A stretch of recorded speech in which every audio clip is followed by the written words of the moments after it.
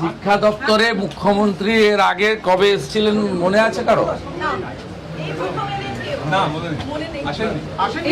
দেখুন, আমরা তো স্বামী বিবেকানন্দের পুণ্যভূমির লোক। তিনি বলে গেছেন, শিক্ষা গ্রহণ না করলে মানুষের যে পরিপূর্ণ যে অন্তর্নিহিত লুক্কায়িত প্রতিভা সেটা সম্পূর্ণ হয় না, বৃত্ত। সেই কারণে বাবা সাহেব আম্বেদকর শিক্ষাকে সাংবিধানিক অধিকার, মৌলিক অধিকারের মধ্যে দিয়েছেন এবং কনকারেন্ট লিস্টে এই জন্য আছে যাতে শিক্ষানীতি, শিক্ষা ব্যবস্থায় কেন্দ্র এবং রাজ্যের উভয়ের সমান দায়িত্ব থাকে। আমরা এখানে ভালো মিটিং করেছি। ধর্মেন্দ্র প্রধানজির আসার কথা ছিল, সুকান্ত মজুমদার, ডক্টর সুকান্ত মজুমদারের থাকার কথা ছিল, ডক্টর সুকান্ত মজুমদার ছিলেন। দিল্লি থেকে 8 জন হাই লেভেল অফিসার এসেছিলেন। আমরা ন্যাশনাল এডুকেশন পলিসিতে যুক্ত হয়েছি, আমরা PM-শ্রীতে যুক্ত হয়েছি, আমরা ভারত সরকারের বিগত 3 বছরের সরকারি নীতি না মানার ফলে তারা বিগত সরকার অর্থ নেয়নি, ভারত সরকার দিতে চাইলেও দিতে পারেনি। আগামী 1 সপ্তাহের মধ্যে এই অর্থবর্ষে গ্র্যান্টও আমরা পাব। সবগুলো কম্পোনেন্ট নিয়ে, সবগুলো ইস্যু নিয়ে আলোচনা হয়েছে। Primary, upper primary, high school, college, university,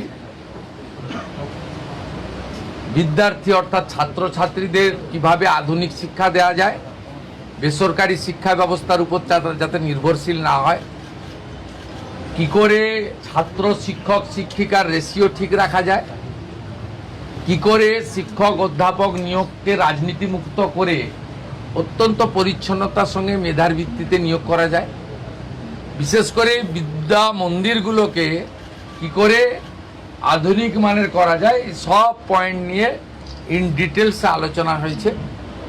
immediate যেটা বিদ্যালয়গুলো পাবে, অর্থাৎ প্রাইমারি, আপার প্রাইমারি, হাই স্কুলের ক্ষেত্রে কম্পোজিট গ্র্যান্ট, যেটা 3 বছর ধরে তারা পায়নি আগের সরকারের ভুল নীতির জন্য, আমরা 81,000 বিদ্যালয়ে টার্গেট নিয়েছি।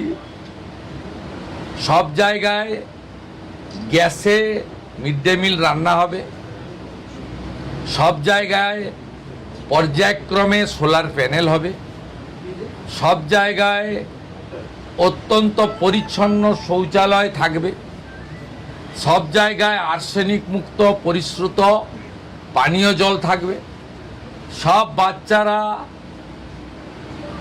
ভালো খাওয়া মানে প্লেটে, থালাতে, ইউটেন্সিলে খাওয়া দাওয়া করবে, পরিচ্ছন্ন একটা হাইজেনিক পরিবেশ তৈরি হবে।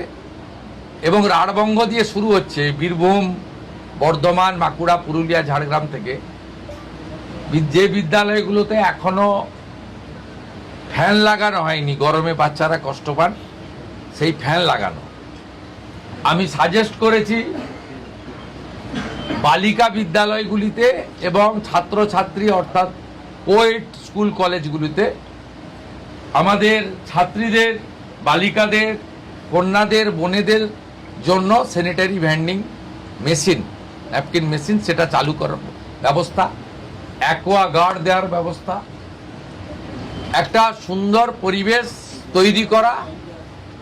এবং আমাদের সরকার সিদ্ধান্ত নিয়েছে বেসরকারি শিক্ষা প্রতিষ্ঠান, বেসরকারি ইউনিভার্সিটি, আমরা যতগুলো NOC দিয়েছি তারা ফাংশন করছে, আগে ইন্সপেকশন হবে, ইন্সপেকশন করার পরে তারা যদি যথাযথভাবে চলে এবং তাদের ফিস যদি নিয়ন্ত্রিত থাকে, সেক্ষেত্রেই তাদেরকে আগামী দিনে ছাড়পত্র বা অনুমোদন দেওয়া হবে। শিক্ষাকে আমরা পণ্য করতে দেব না।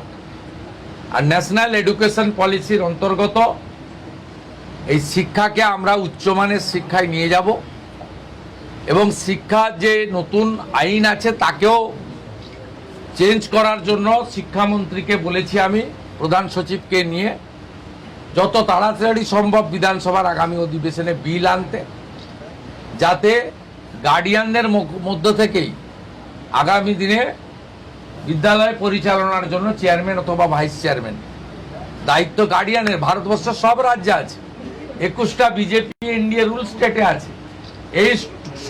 এই রাজ্যে এগুলো করেনি। বলতে গেলে অনেক সময় লাগবে।